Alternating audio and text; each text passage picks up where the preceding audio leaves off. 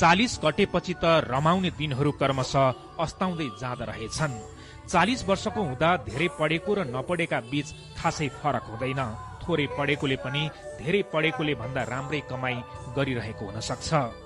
50 वर्षको हुँदा सुन्दर र कुरूप बीच खासै फरक हुँदैन।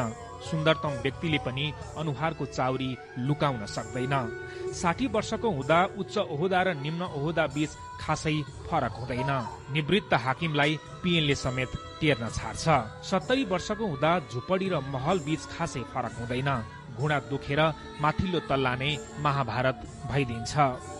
80 वर्षको हुँदा पैसा हुनु र नहुनु बीच खासै फरक पर्दैन। चाहेर पनि खर्च गर्ने ठाउँ नै भेटिँदैन।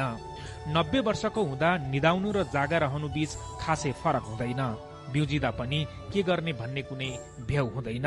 त्यसैले सबै कुरालाई सहज रूपमा लिनुहोस्। बुढो हुँदै जाँदा सबै समान हुने हो। कुनै तनाव नलिई सुखी जीवन जिउने प्रयत्न र कोसिस सदैव जारी राख्नुहोस्।